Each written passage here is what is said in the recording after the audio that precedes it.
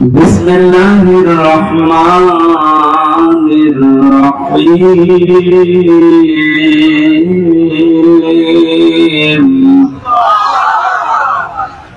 إذا جاء نصر الله والفتح ورأيت الناس يدخلون في دين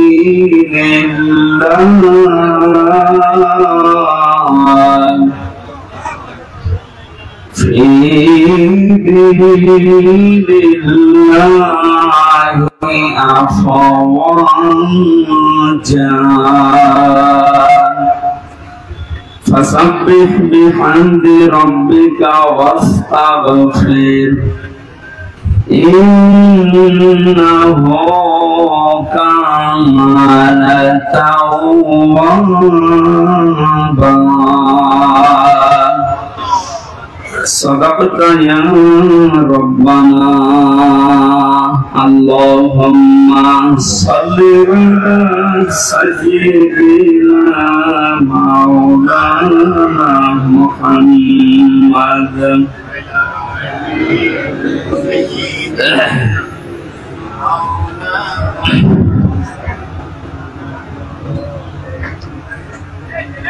খোলাফায়ে রাশিদার সোনালী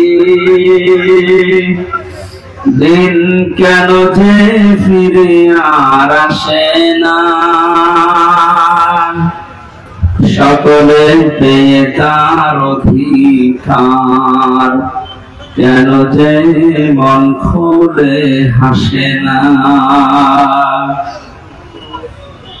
ধনীর আসনে বসে ওমারে রাজ্য শাসন করেছে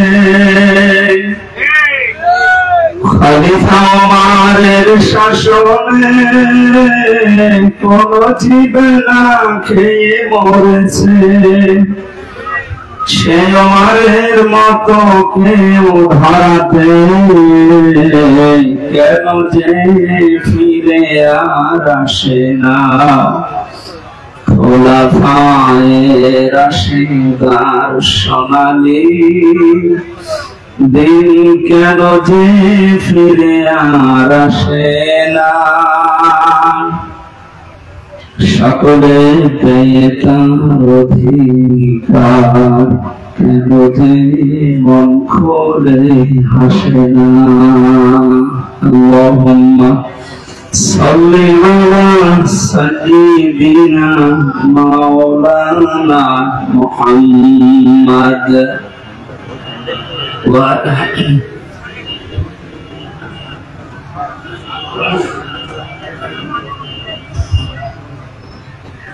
আলহামদুলিল্লাহ বাংলাদেশের ঐতিহ্যবাহী জেলা বাগেরহাট সদর থানার অন্তর্গত ভট্ট কনকপুর সিদ্দিকিয়া আমিনিয়া মদিনাতুল উলুম মাদ্রাসার উদ্যোগে শহীদ আল্লামা দেলাওয়ার হোসাইন সাঈদী রহমাতুল্লাহ আলাইহি ও বৈষম্য বিরোধী ছাত্র আন্দোলনের শহীদদের স্মরণে চুলকাঠি বাগেরহাটের উদ্যোগে মহাবিশ্বের মহাবিশ্বয় আমাদের মালিক আমাদের মুনিব মহান রব্বুল ইজ্জাত ওয়াল জালালের মুখের পবিত্র বাণী কোরআন কারীম পবিত্র কোরআনের এই পবিত্র অনুষ্ঠানের সম্মানিত সভাপতি অত্র মাদ্রাসার শ্রদ্ধাভাজন মুহতামিম বড় ভাই হাফেজ মাওলানা আলী আহমেদ দামাত বারকাতুহুল আলিয়া মঞ্চে বসা আপনারা দেখতে পাচ্ছেন এমনিতে আজকে একটু সময় কম হয়ে গেছে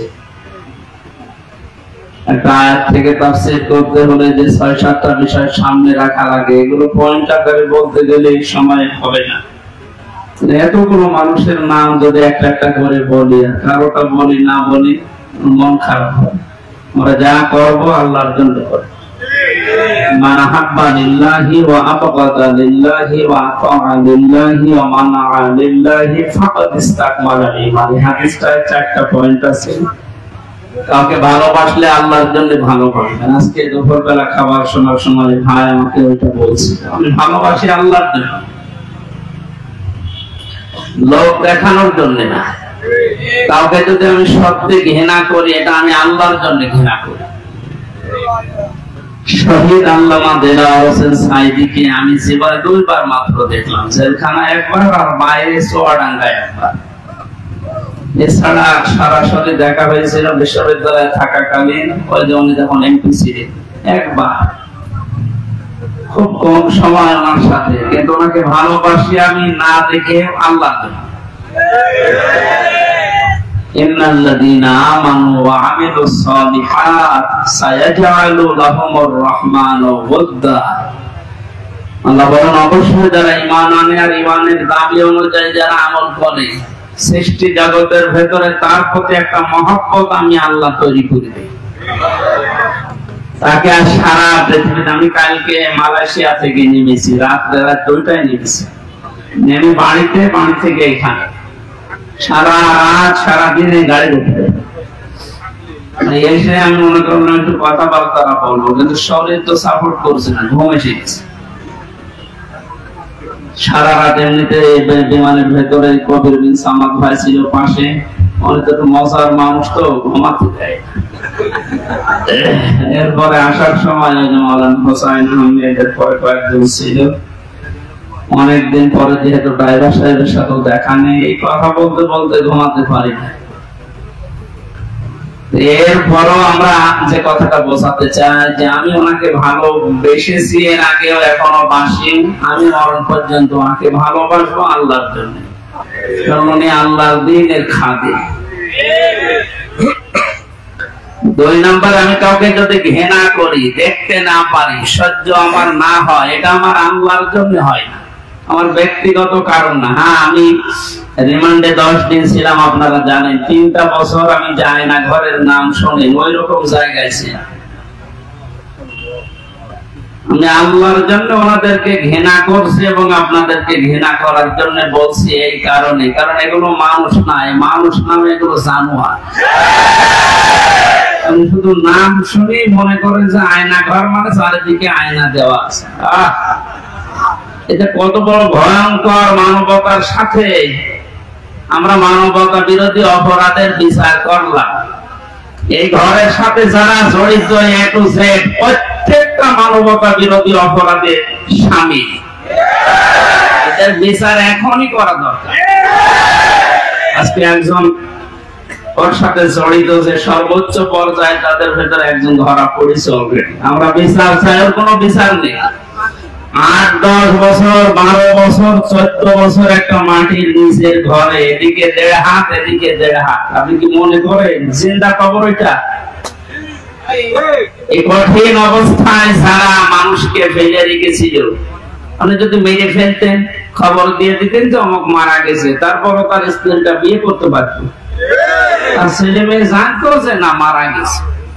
আপনি ব্যারিস্টার আমান আজমি, কি বলে, ব্রিগেডিয়ার জেনারেল ব্যারিস্টার আরমান, ওনার স্ত্রীর কাছে আপনি কি জবাব দেবেন বলেন তো? 8-10 বছর তার স্বামী থাকার পরও না থাকার স্বামী, সে জানেই না যে বেঁচে আছে কিনা। আজকে একটা ছবি ফেসবুকে সব পাশাপাশি ওনারা বসে আছে, দেখলাম, আমার কান্না চলে এসেছে। মানুষ, এরপরও কিছু মানুষ জালেমদের পক্ষে এখনো পর্যন্ত সাফাই আছে।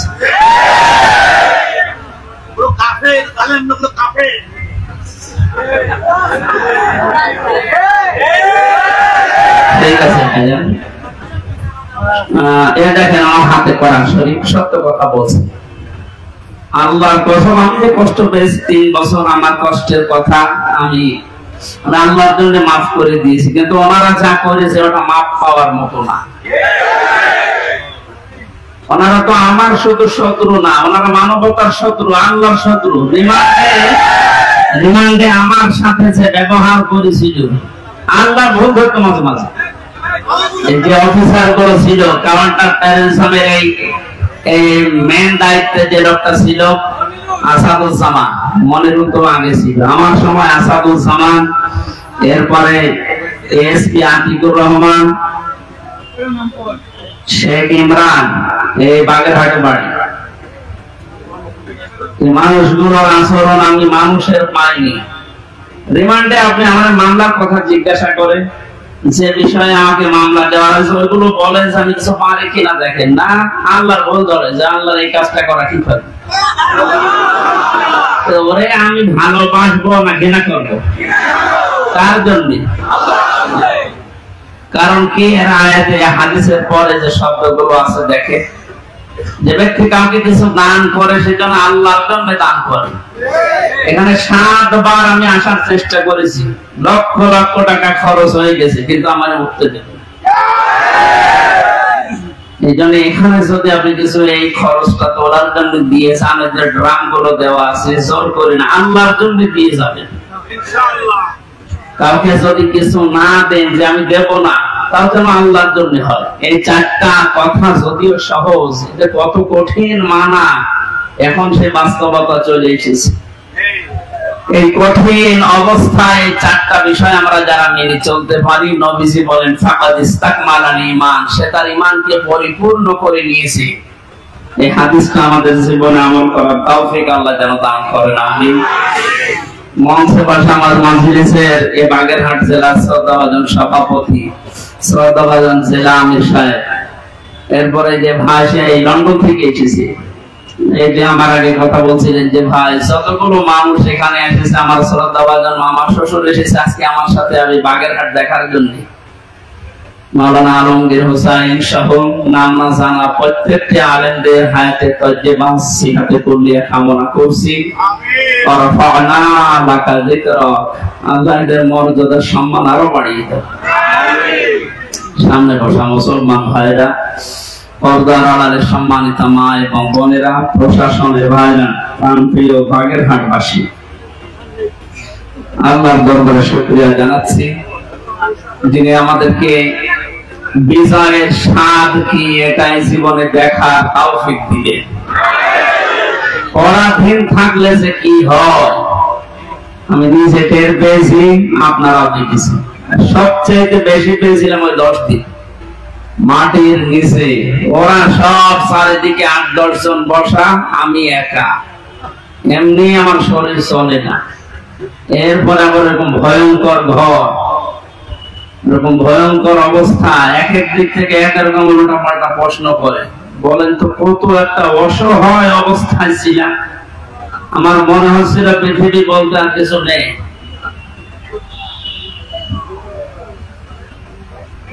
এগারোটা ঘন্টা আমার এই হাতের ভেতরে যে হ্যান্ডকাপ দিয়ে, ওটা ছাতা লাগালে এমনি কেটে যায়, চোখ কালা কাপড় দিয়ে বেঁধে মাটির নিচে ওই ঘরে, চারিদিকে শুধু পানির আওয়াজ শোনা যায়।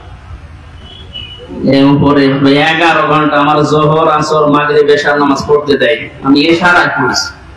ওযু আছে কি না, ওযু করব কোথায়?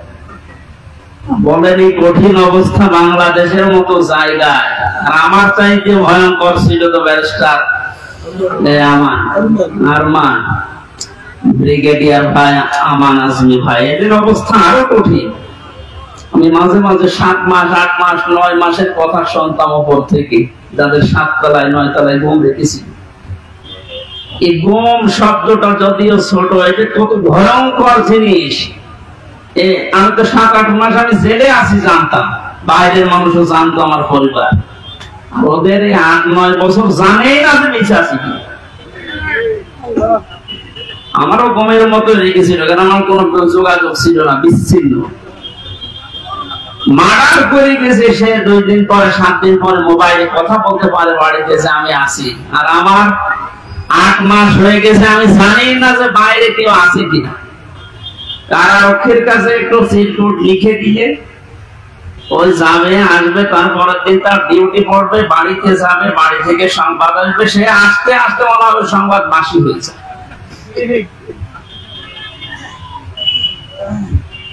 এই জন্য পরাধীন ছিলাম আমরা, এখন আলহামদুলিল্লাহ স্বাধীন হয়েছি। স্বাধীন হলে বিজয় পেলে মানুষ কি করবে, আজকের তেলাওয়াতকৃত আয়াতগুলোতে আল্লাহ জানিয়েছে। আমরা কোরআন থেকে নিতে চাই নাকি? মান ক্বালা বিহি সাদাকা, যারা কোরআন দিয়ে কথা বলে, নবীজি বলেন এরা সত্য কথা বলে। এজন্য আমরা সত্য কথা শুনতে চাই এবং বলতে চাই কোরআন দিয়ে। ওমান আস্তাকু মিনাল্লাহি কিলা, আল্লাহর চাইতে সত্য কথা কেউ বলে? আর আমান হাকামা বিহি আদালা, যারা কোরআন দিয়ে বিচার করে এরা ন্যায় বিচার করতে পারে। সত্যি যদি কোরআনের বিচার ব্যবস্থা কায়েম হয়ে যায়, জালেম সারাস এরা যদি এদের বিচার দুনিয়ায় পেয়ে যায়, এদের উপকার আমাদের উপকার। কারণ জালেমের বিরুদ্ধে মামলা হামজার না, জালেমের বিরুদ্ধে মামলা কার? এটাকে আমি বানালাম সূরা শূরা 25 নম্বর পারা 6 নম্বর পৃষ্ঠা 12 নম্বর লাইনে 42 নম্বর আয়াত। আল্লাহ পাক বলেন ইন্নামাস সাবিলু আলাল্লাযিনা ইয়াযলিমুনান নাস ওয়া ইয়াবগুনা ফিল আরদি বিগাইরিল হক উলাইকা লাহুম আযাবুন আলীম।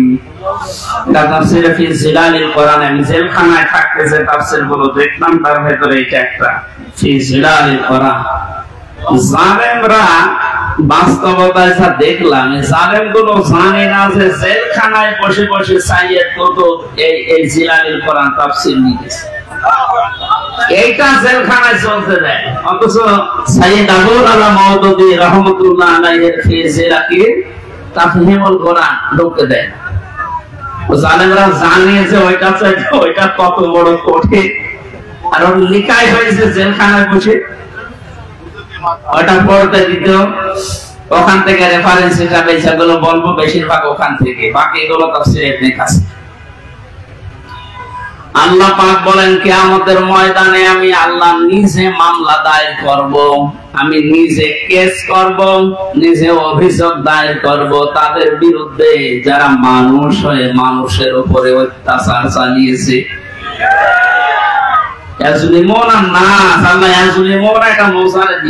বর্তমান ভবিষ্যৎ, প্রেজেন্ট ফিউচার নাচ দিয়েছেন আল্লাহ। মুসলিমরা দেয়নি, মানুষ হয়ে যারা মানুষের জুলুম উপরে জুলুম করে তাদের অধিকার নষ্ট করছে, করবে, তারা মামলার আসামি। হামজা না আল্লাহ? বাংলাদেশে 15 বছরে আপনি যা করেছেন মানবতার সাথে, আপনি শুধু হামজার একা মামলার আসামি না, কিয়ামতে আপনি 15 কোটি মানুষের এবং আল্লাহর মামলার আসামি। আল্লাহর মামলার আসামিদেরকে আমরা এই মুক্ত স্বাধীন দেশে আর দেখতে চাই? কোনো দরকার নেই। শয়তান যেমন আল্লাহর গজব প্রাপ্ত, এগুলো আল্লাহর গজব প্রাপ্ত। শয়তান একজনের সাথে দোস্তি করেছিল, সারাদিন বন্ধুত্ব করার পরে সন্ধ্যাবেলা শয়তান ওর ডাক দিয়ে বলছে, বন্ধু সারাদিন তো তোমার সাথে চললাম, ফিরলাম, খেলাম, আমি এখন আর থাকতে চাই না, আমি গেলাম। কেন? আমি তোমার সাথে থাকতে ভয় পাই। আমার সাথে থাকতে ভয় পাও? সারাদিন তো ছিলে, কে তুমি? আমার পরিচয় তো ওইভাবে আগে নাওনি, আমি হচ্ছে ইবলিস, সুরত ধরে এসেছিলাম। তখন আশ্চর্য হয়ে বলে যে আপনি দূর হয়ে চলে যাবেন আমার কাছ থেকে, আপনার পরিচয় পেলে তো আমি দূর হতাম না। আমি যেতে চাই এই কারণে, কারণ আমি আল্লাহর একটা বিধান মানি না। এই কারণে আল্লাহ আমারে একটা সেজদা না মানার কারণে পৃথিবীতে পাঠিয়েছে, তাও লানত দিয়ে। আমার নাম মারদুদ, আমার নাম রাজিম, কত রকমের নাম আমার উপরে দিয়ে আল্লাহ আমার বিদায় দিয়েছে। আর আজকে 17টা সেজদা ফরজ ছিল তোমার প্রতি, একটা সেজদাও দাও না। আল্লাহ রাগ করে তোমার উপরে যে গজব নাযিল করবে, ও গজবে আমি শয়তানও পড়ে যাব। ও আল্লাহর একটা বিধান লঙ্ঘন সেজদা, এটা লঙ্ঘন করে যদি ভয় পায়, এই 15 বছরে আপনি 500 বিধানের একটাও মানেন না, আরো মানুষকে মানতে দেন না। এর গায়ে যদি জিন লাগে নিয়ে আসবে মা বাবা আমার কাছে, সূরা নাস আর ফালাক এমনকি আয়াতুল কুরসি পড়ে ফু দিলে চলে যাবে, এটা আমাদের বিশ্বাস। এবং যাই, আর আমার তো মনে হচ্ছে এই ঘটনাটা বলার পর শয়তান আল্লাহর একটা মাত্র বিধান সেজদা দেওয়া লাগবে এটা মানে না, কিন্তু আল্লাহর বিধানের এগেইনস্টে নতুন করে কোন বিধান শয়তান বানায় না। কথা বুঝতেছে? আল্লাহর বিধানও মানে না, এতটুকু শেষ। নতুন করে কোন বিধান বানিয়ে মানবো এরকম কিছু শয়তান করে না। কিন্তু আল্লাহর এই পৃথিবীতে ক্ষমতা পেয়ে আল্লাহর যে বান্দা নিজে আল্লাহর বিধান মানে না এবং আল্লাহর বিধানের বাইরে নতুন করে বিধান বানিয়ে আল্লাহর বান্দাদেরকে মানতে বাধ্য করে, এটা শয়তানের চাইতে বড়। জিন শয়তান ধরলে তো নাচ ফালাকার এক ক্লাস পড়লে চলে যাবে, আর ওরে পুরা কোরআন শরীফ তেলাওয়াত করে ফু দিলেও যাবে না।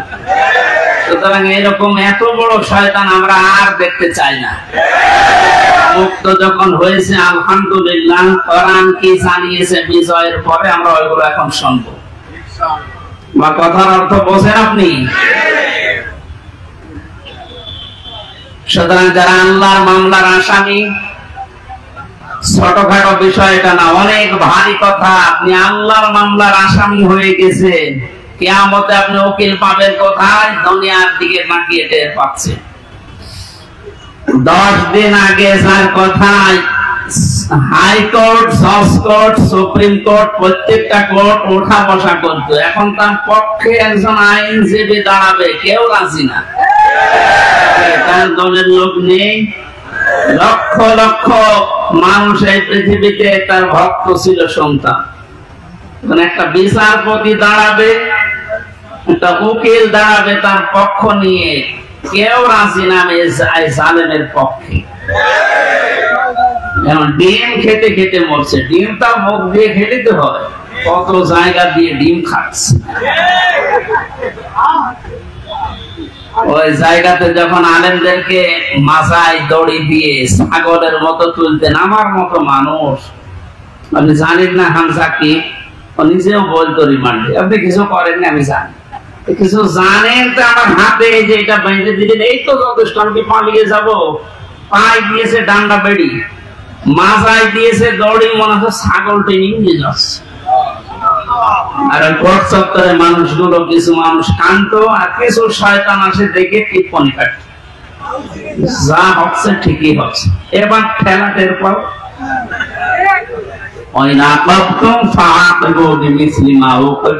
যতটুকু আপনার উপরে করা হয়েছে অতটুকু আপনি করেন, ওর চাইতে বেশি না। অতটুকু করলেও আপনি 15 বছর দুনিয়ায় বেঁচেও থাকতে পারবেন না।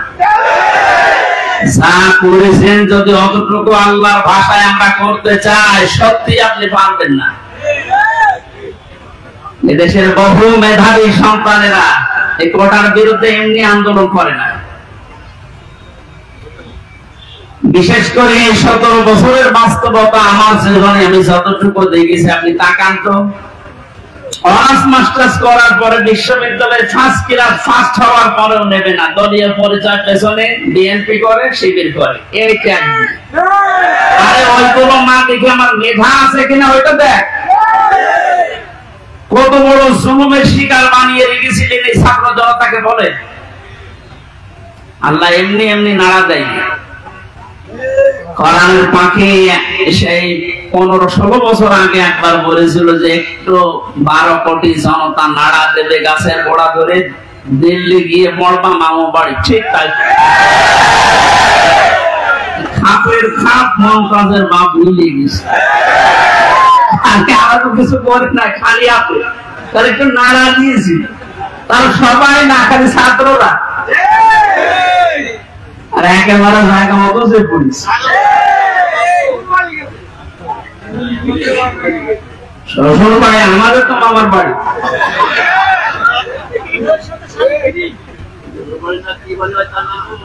যাই হোক, আমি সে কথা বলতে চাচ্ছি, আমরা কোরআনে কারীম থেকে কথা শুনতে চাই এবং জানেন যারা, তারাও যেন মরণের পরে অন্তত তাদের আর বিচার না হয়, এই জন্য দুনিয়াতে আমরা তাদের বিচার দেখতে চাই।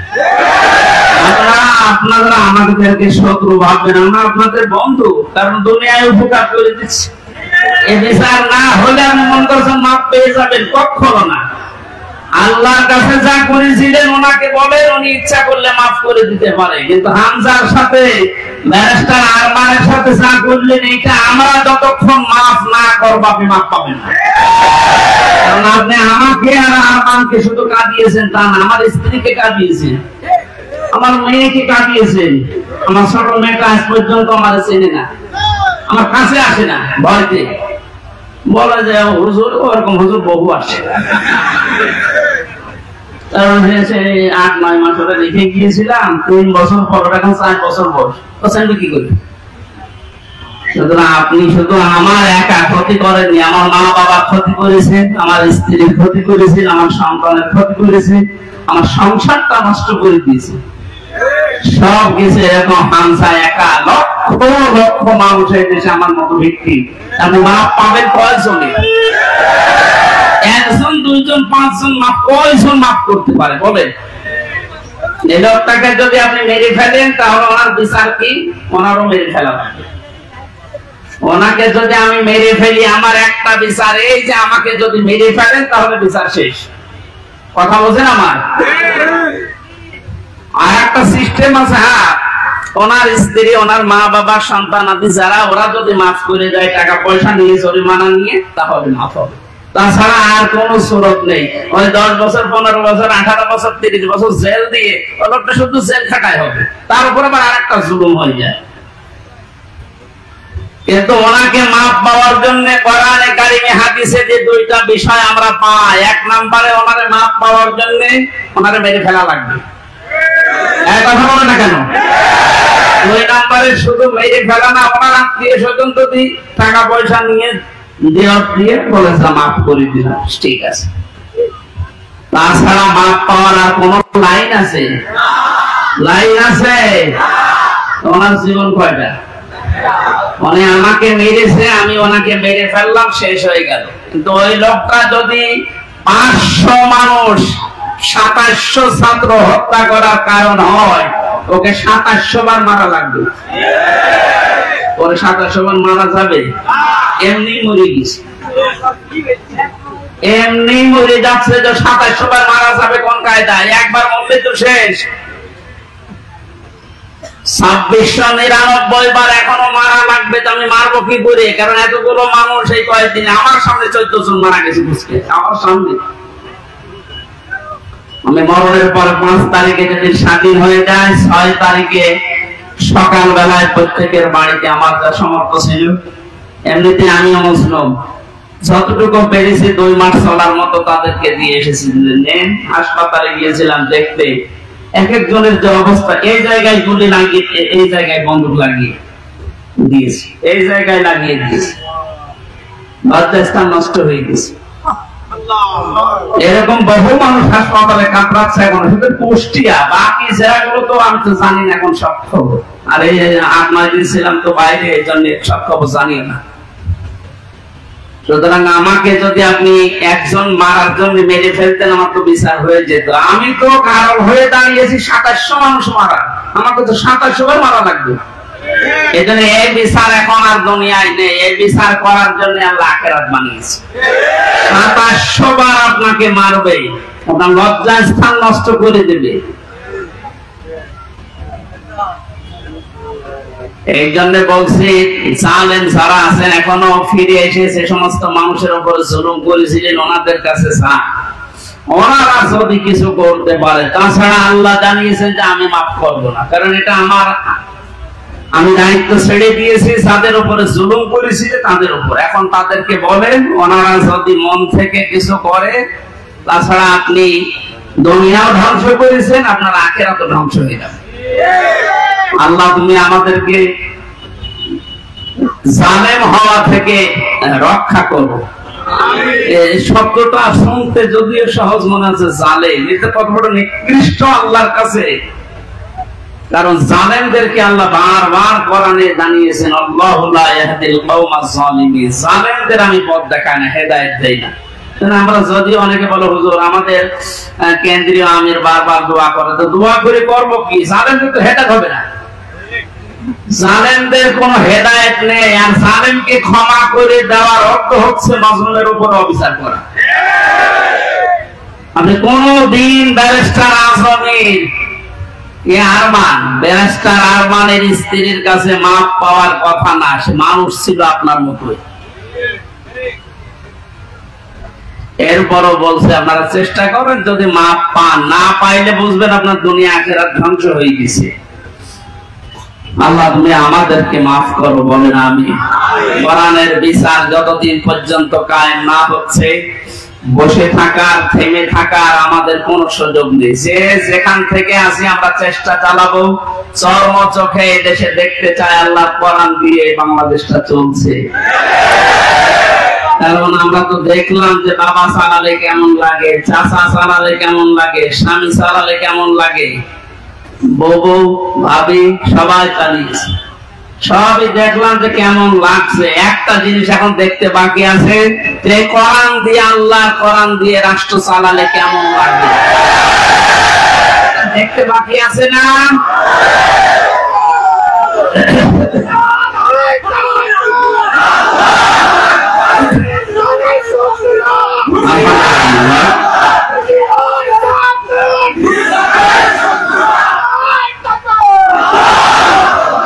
এটা দেখতে যখন বাকি আছে, আমি মুসাফির মানুষ, মাজলুম মানুষ এবং অসুস্থ মানুষ, আর তিনটা দোয়া কবুল হওয়ার কথা হাদিসে আছে, যে মাজলুমের দোয়া কবুল হয়, মুসাফিরের দোয়া কবুল হয়, অসুস্থ মানুষের দোয়া কবুল হয়।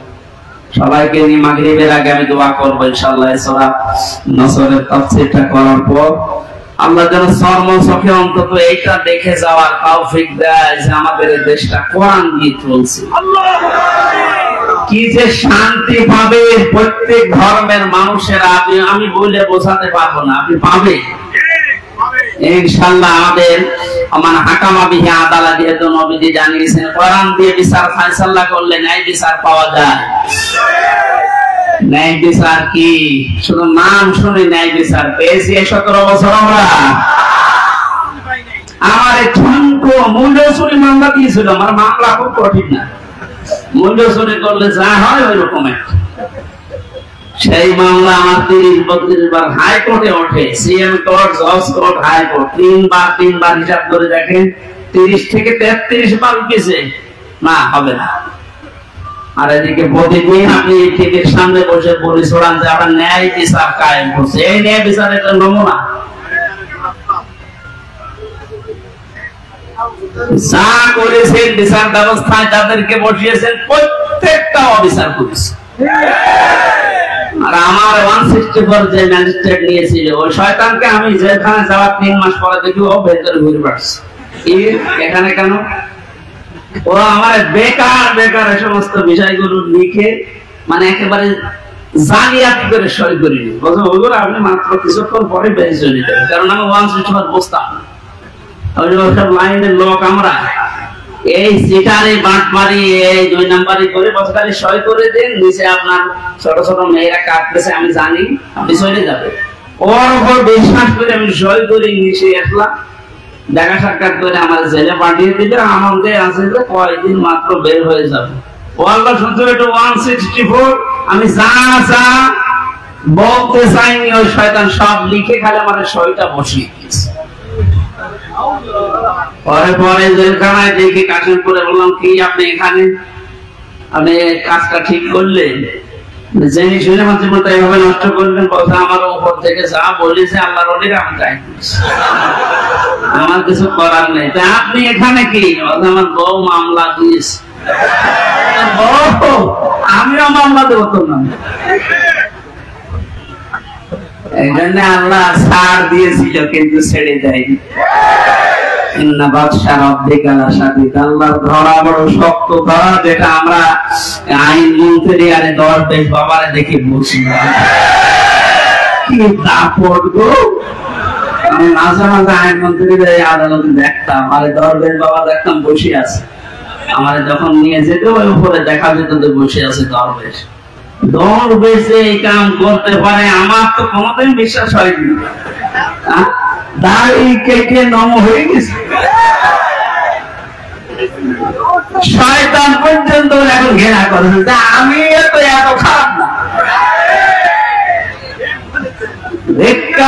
আপনাদের এই দাড়ি রাখায় সন্ন্যতকে নিয়ে জ্ঞানীপনা করা, ইয়ার কি ঠাট্টা বিদ্রোহ করা, সন্ন্যত পর্যন্ত কেটে বাদ দিয়ে দিলে কিয়ামতে আল্লাহর নবী আপনাকে বাদ দিয়ে চলে যাবে। আল্লাহ তুমি আবার বলছে মানুষগুলো যদি, আমি আবার বলছি ভুল আর অন্যায় করা এটা কিন্তু এক না। ভুল মানুষ করতে পারে, কিন্তু জেনে শুনে অন্যায় করে ভুল বলে চালিয়ে দেবে, যেটা এখন চালানো হচ্ছে। অন্যায় যারা করেছেন, অন্যায় করলে মাস্ট বি তাকে শাস্তি পাওয়াই লাগবে। আমরা কিছু না করে যদি শাস্তি পেতে পারি 3 বছর, আপনি করে তো আপনার 99 বছর শাস্তি হওয়া দরকার। প্রথম ছেড়ে যাওয়ার পরে যার সাথে দেখা, একেবারে গেট দিয়ে ঢুকিয়ে আল্লাহ সেই কি শাহজাহান জল্লাদ, এরা সাথে প্রথমে হাত মিলিয়েছে। আমার বলছো হুজুর আপনারা আমি চিনি। চেনেন মানে ওই যে টেলিভিশন আছে ভেতরে, মেমোরি কার্ডে ওয়াজ ভরে নিয়ে আসলে শুধু আপনার আর আজহারি চাঁদ সাহেব এদের ওয়াজ দেয়, আপনারা আমি চিনি। আপনার নাম কি? শাহজাহান জল্লাদ ভইয়া। ভইয়া কেন? আমার বংশের নাম। অথচ 167 বছর না কত বছর সেই এখনো ভইয়া ছাড়েনি। এরকম বহু শয়তান আছে, মরে যাবে তাও ভইয়া ছাড়ে না। আবু জাহেলের গলার ভেতরে যেদিন তরবারি চালাচ্ছিল, বলছে কে? আমি আব্দুল্লাহ ইবনে মাসউদ। কি করবি? গলা আলাদা কর, একটু বড় করে কাট। বড় করে কাট মানে? বলে হ্যাঁ একটু বড় করে কাট। মানুষ আমার মাথা দেখে বলছে যে এটা নেতার মাথা। আমার মনে হয় এর মতো এখনো পর্যন্ত অনেক শয়তান, সব শেষ হয়ে গেছে, এরপর বৃদ্ধি কমছে না।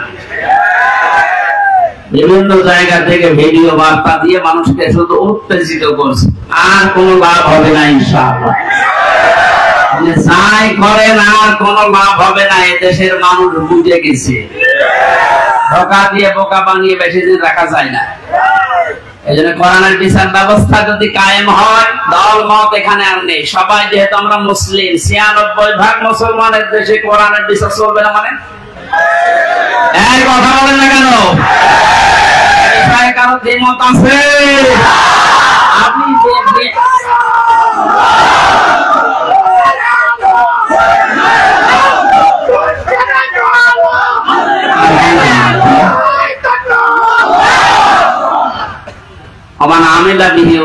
যারা কোরআন দিয়ে আমল করবে, কিয়ামতে আল্লাহ নিজে তাদেরকে পুরস্কার দান করবে।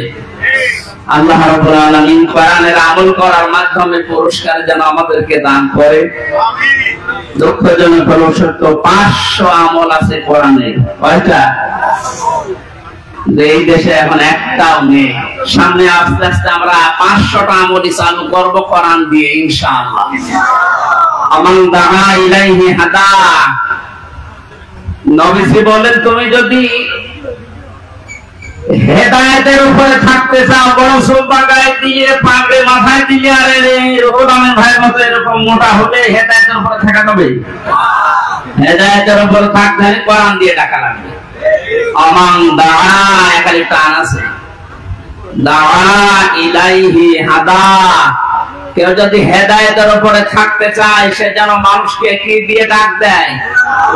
আজকে থেকে আমার দাওয়াতি কাজের মেইন টার্গেট হবে কি বলেন তো?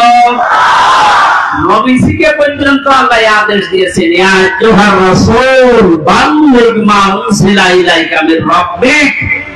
হে রাসূল, আপনি তাবলীগ করেন, প্রচার করেন, দাওয়াতি কাজ করবেন কি দিয়ে? সুতরাং আমরা ধর্ম চিনি না, বুঝি না, এ সব কিছু যেন এই কেন্দ্রিক হয়।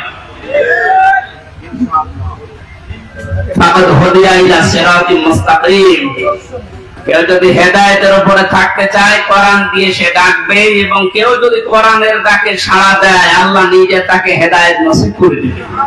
সুতরাং আজকে আমরা কোরআনে কারিম দিয়ে আপনাদেরকে ডাক দেব, আপনারা কোরআনের ডাকে সাড়া দেবেন। আমরা প্রত্যেকেই হেদায়েতের উপরে চলতে চাই, সিরাতে মুস্তাকিম আমরা পেতে চাই। আমিন। দরুদ আর সালাম পড়ছি মুহাম্মদ রাসূলুল্লাহ সাল্লাল্লাহু আলাইহি ওয়াসাল্লামের প্রতি। সূরা নাসর পড়েছি, মাদানী যুগের সূরা। কোরআন শরীফে 3 আয়াত বিশিষ্ট 3টা সূরা আছে, আসর, নসর আর কাউসার। কয়টা বলেন তো? নসর মানে সাহায্য, নসর মানে কি? আর নাসর মানে ইগল। নুন সাদ র, নাসর মানে সাহায্য, নুন সিন র, নাসর মানে ঈগল পাখি। এজন্য এখানে যারা তেলাওয়াত করেন এই সূরাটা নামাজে একটু মুখ গোল করে পড়বে। আল্লাহ পাক বলেন ইযা জা নাসরুল্লাহি ওয়াল ফাত, যখন আল্লাহর সাহায্য আসবে তখন আপনি বিজয় দেখতে পাবেন। যদি আপনি ইযা জা নাসরুল্লাহি ওয়াল ফাত বলেন সিন দিয়ে, যখন ঈগল পাখি আসবে তখন বিজয় পাবেন। পুরা মানে উল্টো আছে। এজন্য একটু খেয়াল করে শব্দগুলো উচ্চারণ করবেন। যেহেতু এটা মাদ্রাসা আপনারা বানিয়েছেন, এলাকার মানুষেরা, আপনাদের একটা সুন্দর অন্তত ব্যবস্থা আছে। এই মসজিদ মাদ্রাসা দিয়ে শুধু ছাত্র ছাত্রী না, এখানে বয়স্ক শিক্ষা চালু করে যারা পড়তে পারেন না তাদেরকেও নিয়ে আসে, 2-3টা একটা ব্যাচ করে দিন। আমার গ্রামের বাড়ি কুষ্টিয়ার হালসা। আমি একবার যে দেখি মানুষ নামাজে একেবারে নেই, গ্রামে তো যেতাম কম। লঞ্চের সাহেবকে বললো মানুষজন বন্ধু মানুষ নামাজ পড়ে, নামাজ পড়ে না এটা এদের দোষ নাই, দোষ আমার। কারণ নামাজ যে কি এটা এরা জানে না, আর নামাজের ভেতরে যে আসলে কি পাওয়া যায় এটা তো এরা বোঝে না। দেখেন আমি ওই ব্যবস্থাটা করে দেই, তখন আর এই 2-5 জন না, কমপক্ষে মসজিদে 500 মানুষ ধরে 400 মানুষ চলে আসবে। 2 জন উস্তাদ রেখেছিলাম, নিজের টাকা যা আসতো সব দিয়ে বললাম যে আপনারা পড়ে। মাগরিবের পর থেকে বাবার বয়সী লোক যারা কাজ কাম নেই, সারাদিন মাঠে ঘাটে কাটে, বললাম পড়ে, কিছু দেওয়া লাগবে না, সব খরচ আমার, আপনার শুধু কোরআনটা শেখে। 2-3 মাস যাওয়ার পরে দেখি মসজিদের চেহারা পাল্টিয়ে গেছে। কিন্তু মাঝখান থেকে তো আমার জীবনে একটা কালো মেঘ নেমে আসলো, ওই গেলাম ধরে নিয়ে গেল। 3 বছর এই যে বন্ধ হয়ে আছে, এখনো চালু করতে পারি নাই, আবার সামনে করবো ইনশাআল্লাহ। আমি দেখেছিলাম মাত্র 2-2.5 মাসের ব্যবধানে কত মানুষ এই যে নামাজে, তখন তাদেরকে পিটিয়েও আপনি দূর করতে পারবেন না। সুতরাং এখানে মাদ্রাসা মসজিদ বানিয়েছে বয়স্কদের জন্য, মাগরিব থেকে এশা, এশা থেকে আরো রাত 9টা-10টা পর্যন্ত কোরআন কেন্দ্রিক আসেন সবাই, দল মত নির্বিশেষে। তখন আপনাকে কোরআনে কারিম নিজেই হেদায়েত দিয়ে পথ দেখিয়ে দেবে। এজন্য তেলাওয়াত শুদ্ধ করা দরকার। এখানে বহু মানুষকে আমি দেখি, একটু বলেন তো ভাই, 7টা আয়াত পড়ে সূরা ফাতিহার 7টায় ভুল পড়ে, অথচ 10 বছর নামাজ পড়ছে না। এটা তেলাওয়াত শুদ্ধ করা দরকার। আল্লাহ পাক জানিয়েছেন ইযা জা নাসরুল্লাহি ওয়াল ফাত, যখন আসবে আল্লাহর সাহায্য তখন আপনি বিজয় দেখতে পাবেন। এতদিন পর্যন্ত আমরা আল্লাহর সাহায্য কি এটা পাইনি, এজন্য বিজয়ও পাইনি। বদরের ময়দানে বিশ্বনবী মাত্র 80 জন মানুষ নিয়ে গিয়েছিলেন, 313 জন, আর ওদের ছিল 1000 এর উপরে। আল্লাহর পক্ষ থেকে আল্লাহ সাহায্য পাঠিয়েছিলেন, এজন্য মহান আল্লাহ ওই সময় তাদেরকে বিজয় কি দেখিয়েছিলেন। আবু জেহেলের মতো এত বড় লিডারকে আল্লাহ ওই দিন দুনিয়া থেকে লাঞ্ছিত অবস্থায় বিদায় দিয়েছেন।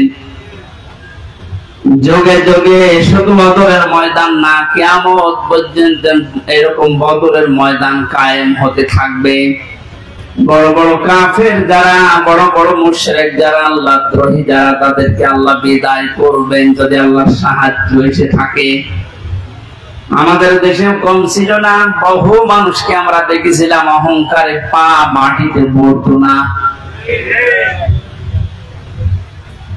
আল্লাহ রাব্বুল আলামিন এই মানুষগুলোকে বিদায় করে দিয়ে তার সাহায্য পাঠিয়ে এটা বিজয় আমাদেরকে যে দেখালেন, বিজয় পাওয়ার পরে যে দৃশ্যটা এটা এখন আবহমান জারি আছে, যেটা আমি আমার চোখে দেখতে পাচ্ছি আয়াত অনুযায়ী।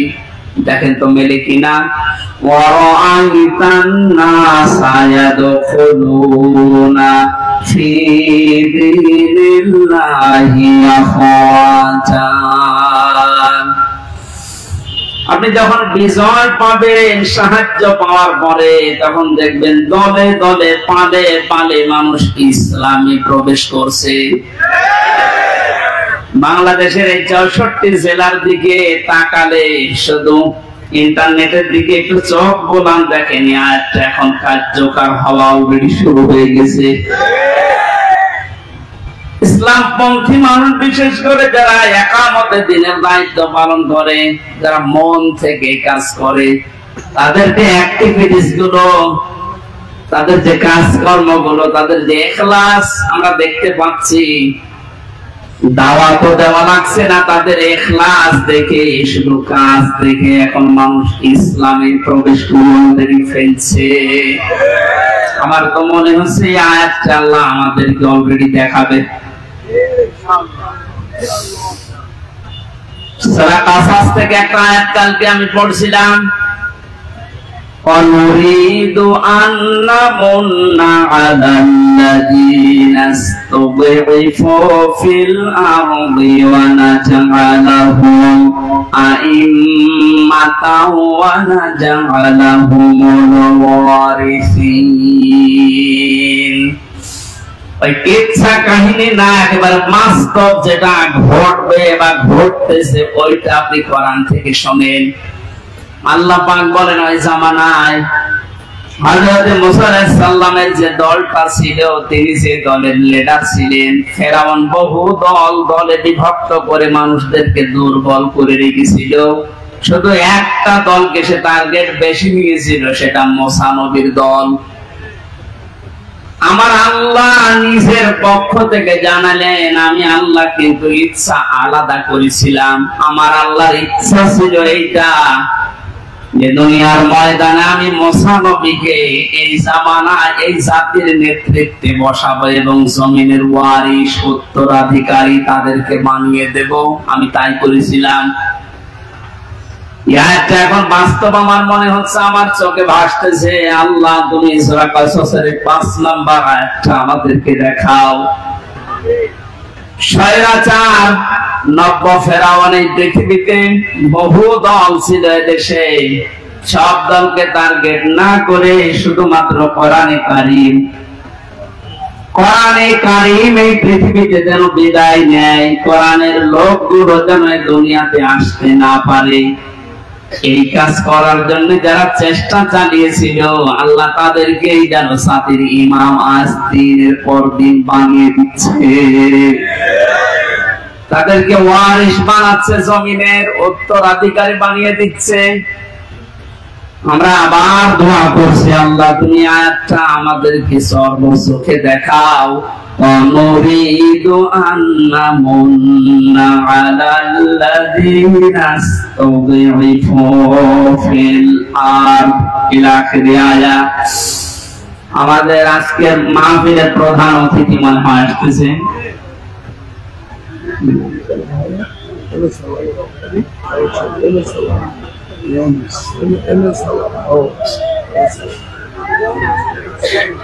আজকের মাহফিলের প্রধান অতিথি সাবেক সংসদ সদস্য, তার অতিথি সাবেক জনাব মোহাম্মদ আব্দুল সালাম, সালাম বা আব্দুল সালাম ভাই আসতেছেন।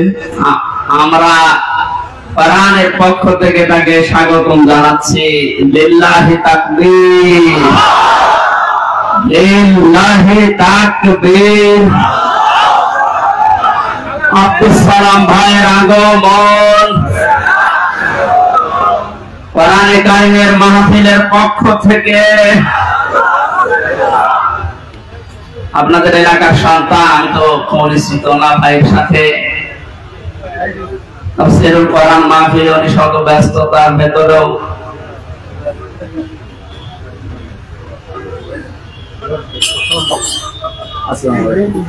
স্বাধীন বাংলাদেশের যে স্বাদ এখন আমরা পাচ্ছি, সেই দেশে উনি এসেছে, আলহামদুলিল্লাহ। সালাম ভাই পরে একটু পরে কথা বলবে ইনশাআল্লাহ। আমরা একটা শেষ করিনি, আপনারা আছেন তো? পারিবারিক জীবন নিয়ে যে বইটা আমি লিখেছিলাম, আমার বইটা আমি নিয়ে এসেছি। ওইটা আপনারা যাবার সময় গেটে আছে আমার গাড়িতে, ওই ডানের গেটে নিয়ে যাবেন, কাজে লাগবে স্ত্রীদের জন্য। আমি ওইদিকে যাচ্ছি না, ওটা লিখেছিলাম জেলখানার দৃশ্যগুলো দেখে। আজকে আমাদের মাহফিলে যিনি এসেছেন প্রধান অতিথি হিসাবে জনাব এম এস সালাম ভাই, উনি আর কিছুক্ষণ পরে আপনাদের সামনে দোয়া নেবেন, কথা বলবেন। আমরা আয়াতটা শেষ করে, যেহেতু তাফসীর কোরআন মাহফিলে অরাইতান নাসা ইয়াদখুলুনা ফি দীনিল্লাহ, একটু আওয়াজ কম করা লাগবে ভাই, একটু আওয়াজ কম করেন, কয়েক মিনিট আমি আয়াতটা শেষ করি, কথা বলা যাবে না, একটু পরে কোরআনের আয়াতের দিকে তাকালে আমি যেটা দেখতে পাই, ইয়াদখুলুনা এটা মুজারে, বর্তমান ভবিষ্যৎ, প্রেজেন্ট ফিউচার, ফি দীনিল্লাহ, আল্লাহর দ্বীনের ভেতরে। বলেন তো দ্বীন কার? এই দ্বীন কি আমির হামজার, এম এ সালামে? কার? দ্বীন আল্লাহ। বলেন দ্বীন কার?